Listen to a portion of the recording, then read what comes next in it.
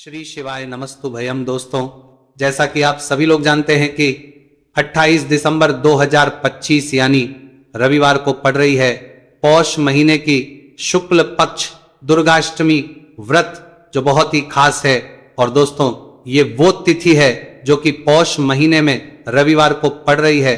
दोस्तों, इसी दिन किया जाने वाला पंडित जी द्वारा बताया गया एक लाल फूल और एक सफेद फूल वाले उपाय आप लोगों को जरूर करना चाहिए, क्योंकि दोस्तों ये एक ऐसा उपाय है जो कि हर दिन नहीं किया जाता।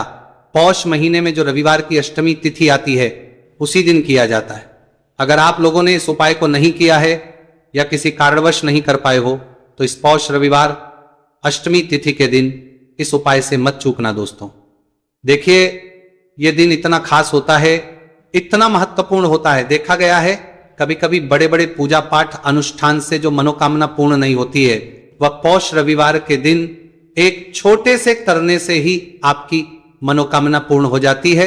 और बहुत सारे लोगों ने इस उपाय को किया भी है और उनको इस उपाय को करने का फल भी जरूर मिला है। अगर आप लोग भी इस उपाय को इस रविवार के दिन करना चाहते हैं तो आप इस उपाय को पहले अच्छे से समझ लेना, सुन लेना, उसके बाद करना। आपको इस उपाय का फल जरूर मिलेगा, आपकी सभी मनोकामनाएं पूरी हो जाएंगी। दोस्तों, हम आपको यहां पर बता दें कि ये जो एक लाल फूल और एक सफेद फूल वाले उपाय है, ये उपाय पंडित जी ने अपनी अभी की सीहोर की कथा में ही बताया है। उपाय को करने से आपके घर में चाहे किसी भी प्रकार की दुहक और समस्या क्यों ना चल रही हो, आपको उसका कारण भी नहीं पता है कि भाई ये समस्या किस कारण से चल रही है। उसका कुछ भी कारण हो सकता है, जैसे पितृदोष हो सकता है, काल सर्प दोष हो सकता है, या किसी भी तरह का मंगल दोष भी हो सकता है, और भी बहुत तरह के दोष होते हैं, कुछ भी हो सकता है। पर आपको इस उपाय को करने के लिए अपने दोष को पता लगाने की भी जरूरत है। आपके घर में किस कारण से इतनी दुख और परेशानी आ रही है वो भी आपको पता लगाने की जरूरत नहीं है। बस रविवार को अष्टमी तिथि के दिन इस उपाय को कर लेना है, क्योंकि इसी एकमात्र उपाय को करने से आपके पूरे घर परिवार में सुख और शांति हो जाएगी। आपके घर में अच्छे अच्छे काम होने लगेंगे। आपकी जो भी मनोकामना होगी वह भी धीरे धीरे करके पूर्ण होना शुरू हो जाएगी। अब हम समझते हैं इस एक लाल फूल और एक सफेद फूल वाले उपाय को आपको करना कैसे है, किसको करना है, किस करना है और कैसे करना है। देखो, उपाय बिल्कुल आसान है, बस समझने वाली बात है, ध्यान से समझिए। उसके बाद ही आप लोग जो है इस उपाय को जरूर कीजिएगा। सबसे पहली चीज हम लोग ये समझते हैं कि इस एक लाल फूल और एक सफेद फूल वाले उपाय को इस आने वाली रविवार अष्टमी तिथि के दिन किसको करना है। तो देखिए, इस उपाय को घर के सभी सदस्यों को करने की बिल्कुल भी जरूरत नहीं है। घर में से कोई एक मुख्य बड़ा सदस्य इस उपाय को करेगा तो उस घर परिवार के सभी सदस्यों को इस उपाय को करने का फल मिल जाएगा।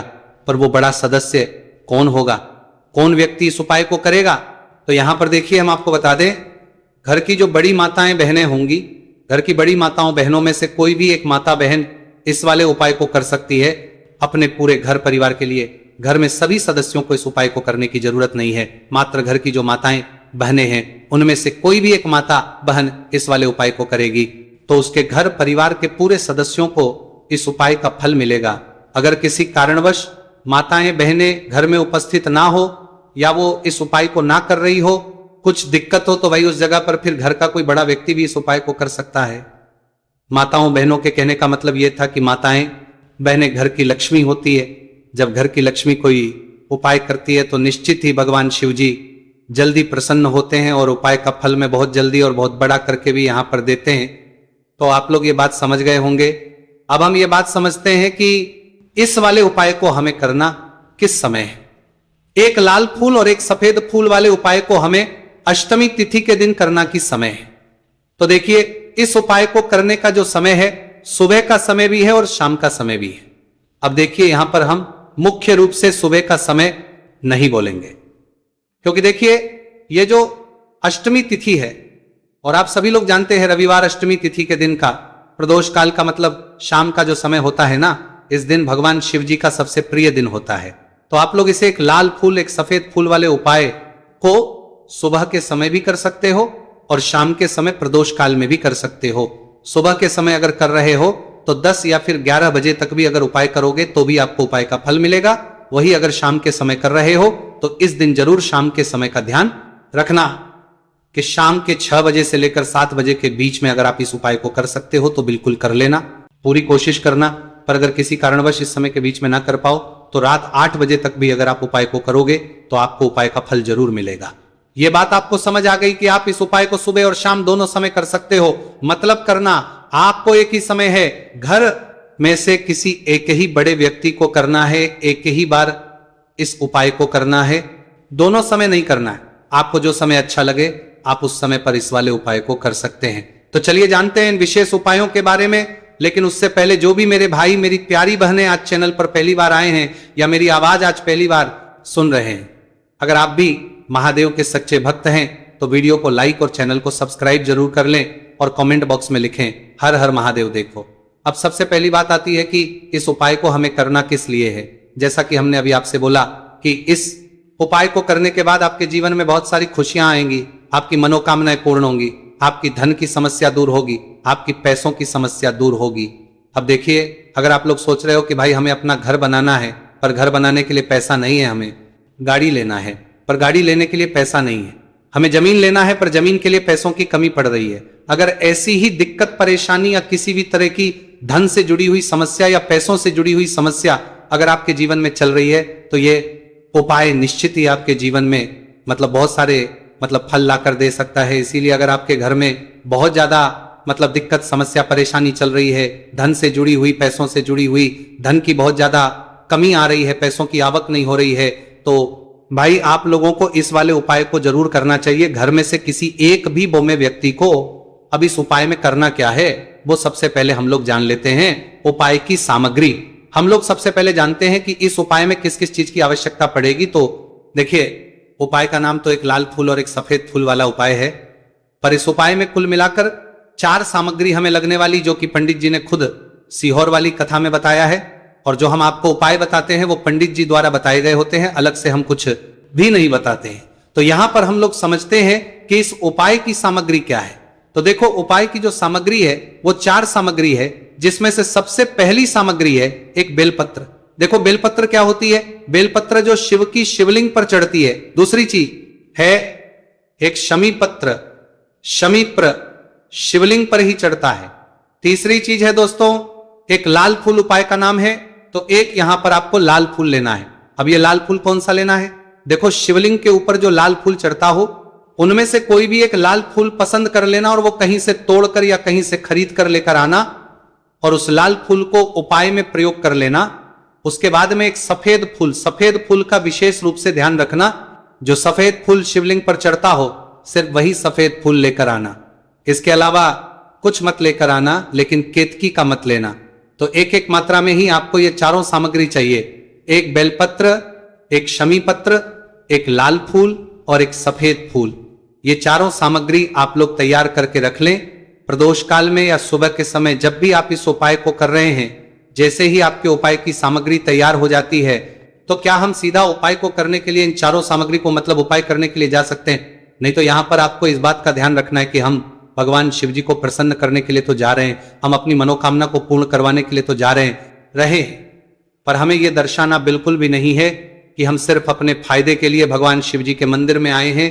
इसलिए हम इस उपाय को करने के साथ साथ में भगवान शिव जी की पूजन अर्चना के लिए कुछ सामग्री भी जरूर लेकर जाएंगे।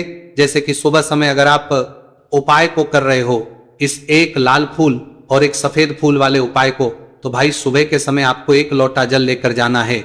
जो लोग प्रतिदिन शिव जी के मंदिर जाते हैं, पूजन अर्चना करते हैं, जल चढ़ाते हैं, फूल बेल पत्र सब कुछ चढ़ाते हैं, भाई वो अपनी पूजन अर्चना वैसी की वैसी ही करना। बाकी जो सिर्फ उपाय को करने के लिए जा रहा है, जो कुछ भी लेकर नहीं जा रहा है, उसे कम से कम 1 लोटा जल अपने घर से भरकर लेकर जाना, अगर आप उपाय को कर रहे हो, है ना? क्योंकि इस वाले उपाय को आप भगवान शिव जी की पूजन अर्चना करने के बाद ही करना। वहीं अगर बात करें शाम के समय की, अगर कोई व्यक्ति शाम के समय प्रदोष काल में इस वाले उपाय को कर रहा है, तो भाई आपको मात्र एक घी का दीपक तैयार करना है। यह बात हम हमेशा बोलते हैं, शाम के समय प्रदोष काल में कोई कर रहे हो ना, तो दीपक का विशेष महत्व होता है। रविवार, अष्टमी तिथि, दिन का प्रदोष काल में जो भी व्यक्ति दीपक जलाता है ना भगवान शिव जी के मंदिर में, भाई उसके जीवन से सारी दुख और परेशानियां भी दूर होती हैं। तो भाई इस दिन दीपक का विशेष रूप से ध्यान रखना आप लोग। अगर आप इस उपाय को शाम के समय प्रदोष काल में कर रहे हो, है ना, ये जो दीपक आप लोगे ये आटे का लोगे, जो आटा आप गूंद दोगे उसके अंदर कुछ भी मत डालना, मात्र साधा आटा लगाकर उसे तैयार कर लेना और एक मीडियम साइज का दीपक तैयार कर लेना। दीपक ना ज्यादा छोटा हो ना ज्यादा बड़ा हो, है ना। उसके बाद में दीपक आपका तैयार हो जाए तो इसके अंदर जो बत्ती रखोगे वो गोल बत्ती रखो। देखो गोल बत्ती भी दो तरह की होगी, एक बाजार की और एक घर वाली। तो कोशिश करना अपने घर में जो रुई रखी हुई है उस रुई से आप लोग एक गोल बत्ती अपने ही हाथों से बनाओ। उपाय का फल अच्छा मिलता है, भगवान शिवजी जल्दी प्रसन्न होते हैं। जब हम किसी भी उपाय को अपने हाथों से परिश्रम करके तैयार करते हैं तो आपको उस दीपक के अंदर एक गोल बत्ती रख देनी है। इसके अंदर जो चीज आप लोग डालोगे वो डालोगे शुद्ध देसी गाय का घी। इस बात का विशेष रूप से ध्यान रखना, शुद्ध देसी गाय का घी ही डालना है, तेल वगैरह नहीं।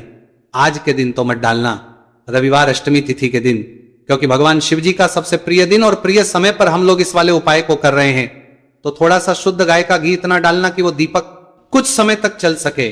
ना बाजार वाला मिलावटी घी डालना, ना भैंस का घी डालना। शुद्ध देसी गाय का घी आपको ढूंढने में थोड़ी मेहनत लगेगी और महंगा भी मिलेगा, पर गाय के घी से भगवान शिवजी प्रसन्न होते हैं और उसी शुद्ध देसी गाय के घी से घर में बरकत भी बनी रहती है और हमारे घर में सुख शांति भी बनी रहती है। इसलिए इस शुद्ध देसी गाय का घी अपने घर में हमेशा रखा करो। वो भगवान शिव जी के कार्यों में भी उपयोग में आता है और उपायों में भी हम लोग प्रयोग कर सकते हैं। तो यहां पर आपकी सारी तैयारियां हो चुकी।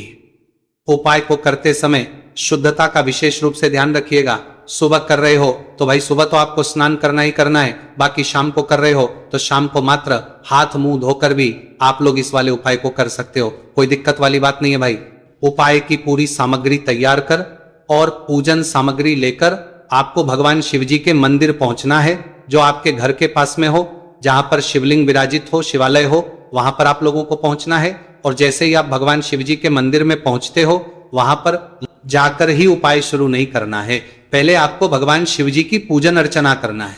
पूजन अर्चना कैसे करोगे? सुबह के समय गए हो तो एक लोटा जल वगैरह जो भी पूजन सामग्री लेकर गए हो, उससे पहले पूजन सामग्री आप लोग पूजन भगवान शिवजी की कर लो। जो व्यक्ति सिर्फ एक लोटा जल लेकर गए हैं वो शिवजी के शिवलिंग पर मात्र एक लोटा जल एक धारा से धीरे धीरे करके चढ़ा लो। अपनी पूजन अर्चना आप लोग पूरी कर लो पहले। उसी के बाद अगर आप शाम के समय कर रहे हो तो पहले जाकर बैठना है भगवान शिव जी के शिवलिंग के पास में। आप जो दीपक तैयार करके लेकर आए हो उस दीपक को पहले जलाना है। ये जो दीपक आप लोग जलाओगे ना, ये किसी और की माचिस से मत जला, अपनी ही माचिस अपने ही घर से लेकर आना और इस दीपक को अपने ही माचिस से जलाना। अगर आपने मंदिर की माचिस या किसी और की माचिस ले ली, इस उपाय को करने में इस उपाय का फल उस व्यक्ति को भी बहुत मिल जाएगा। इस बात का ध्यान रखना, अपने घर से अपनी ही माचिस लेकर जाना और इस दीपक को जलाना। दीपक को जलाने के बाद भगवान शिवजी की शिवलिंग के पास में रख देना। शिवलिंग के इतना पास में मत रखना कि शिवजी को आंच लगे, थोड़ी सी दूरी बनाकर ही इस दीपक को शिवलिंग के पास में आप लोग रख दीजिएगा। अब जैसे ही आपकी पूजन अर्चना हो जाती है, भगवान शिवजी के शिवलिंग के सामने या आसपास कहीं पर भी बैठ जाइए उपाय को करने के लिए। और उपाय को करने से पहले आप लोग अपनी वो चारों पूजन सामग्री निकाल लीजिए, उपाय की जो सामग्री है वो निकाल लीजिए और भगवान शिवजी के शिवलिंग के ऊपर एक माता अशोक सुंदरी जी का स्थान देख लीजिए। माता सुंदर जी का जो स्थान होता है वो जलाधारी के ऊपर होता है, जलाधारी के बिल्कुल बीचों बीच में होता है। आप लोगों ने देखा भी होगा शिवलिंग की जलाधारी होती है, जलाधारी के बिल्कुल बीचों बीच का जो स्थान होगा वो माता अशोक सुंदर जी का स्थान होगा, क्योंकि यहीं पर हमें ये उपाय को करना है। सबसे पहली चीज जब हम उपाय को करना शुरू करते हैं, आप सबसे पहले अपनी एक बेलपत्र उठा लो। एक बेलपत्र को आपको माता अशोक सुंदरी जी वाले स्थान पर सबसे पहले समर्पित करना है। बेलपत्र की डंडी का मुख होगा जलाधारी की तरफ जहां से जल बहता है और नीचे गिरता है, और बीच वाली बड़ी पत्ती का मुख शिवलिंग की तरफ होगा। इस तरीके से आपको इस बेलपत्र को माता अशोक सुंदरी जी वाले स्थान पर समर्पित कर देना है। उसके बाद में अपनी एक शमी पत्र उठा लो, जो आप उपाय के लिए लेकर आए हुए हो। शमी पत्र को उठाकर शमी पत्र की भी जो डंडी का भाग होगा वो जल की तरफ करके, जहां से जल बहता है नीचे गिरता है उस तरफ करके, और पत्ती वाला भाग शिवलिंग की तरफ करके इस शमी पत्र को भी उस बेल पत्र के ऊपर आपको समर्पित कर देना है। समर्पित करने के बाद अब आप ले लो अपना एक लाल फूल जो आप उपाय को करने के लिए लेकर आए हुए हो। इस लाल फूल का जो खिला हुआ भाग होगा, चाहे वो गुलाब का फूल हो, चाहे कोई सा फूल जो शिवलिंग पर चढ़ता हो, भाई उस फूल का जो खिला हुआ भाग होगा वो शिवलिंग की तरफ होगा। बाकी जो पीछे का भाग होगा फूल का वो जलाधारी की तरफ, जहां से जल बहता है नीचे गिरता है उस तरफ होगा।